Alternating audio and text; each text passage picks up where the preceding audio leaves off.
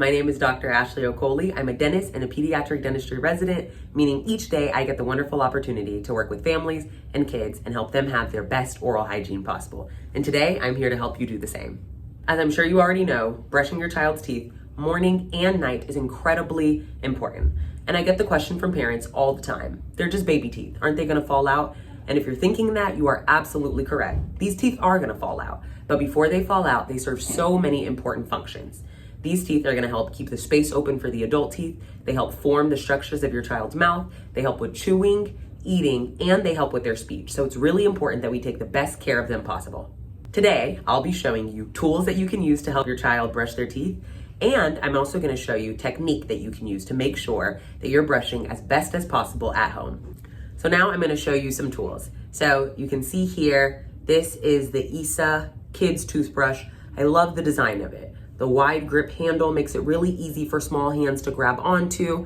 And then also here, we have these very soft yet durable bristles that are gonna help really clean those teeth nicely. And then here is the ISA baby toothbrush. I just think it is the cutest thing. Again, that wide grip handle is really helpful. And then if you see here, it has much smaller bristles and a smaller head for your smaller mouths. One really neat thing about this toothbrush is they pulsate.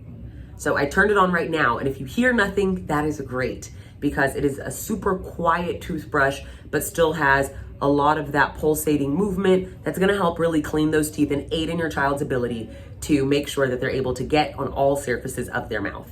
One thing that I really love about this toothbrush is the outer silicone layer. So it gives it a nice protective barrier for whenever your child bites down on their toothbrush.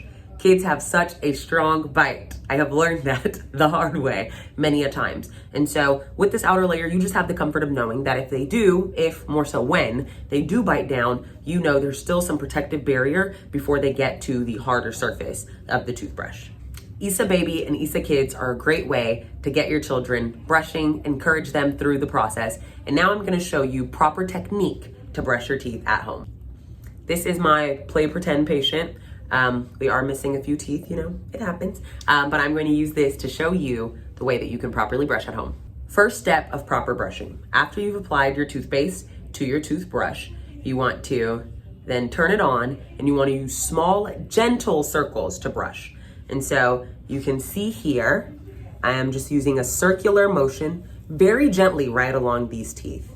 The gums are really soft, and brushing really hard can actually irritate those gums. So gentle circles are really going to help. One thing that I really like about the pulsating action of this toothbrush is that it assists in those small circular motions that you wanna make in order to brush the teeth. So step number 2, you wanna think of your child's mouth in 4 different sides. 1, 2, 3, 4. And you wanna spend about 30 seconds brushing each of these sides. You wanna get the front of the teeth, the bottom of the teeth, and also the backs of the teeth. Another thing that I really like about this toothbrush is because it does have this wide base for the kids, it's that it's able to actually brush a lot of teeth at once. And so you really get that confidence that we're getting these teeth as we take this toothbrush back and forth along the teeth.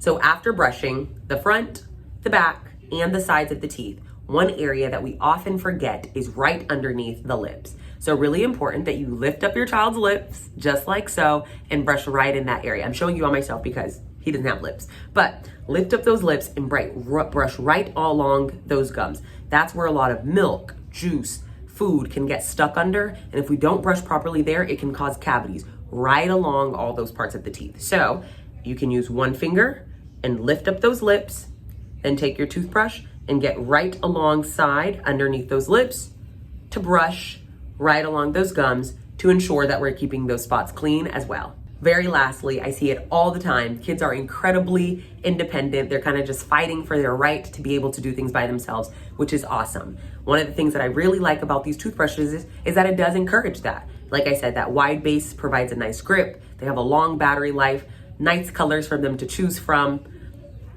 Very soft bristles to guide their brushing. But what's really important is that we just check to make sure that they've done their best in brushing. So after your child has followed those steps and brushed all of their teeth, lifted up their lips, brushed underneath there, now's your chance to go in right after them, and you can use the exact same toothbrush just to ensure that everything is really nice and clean.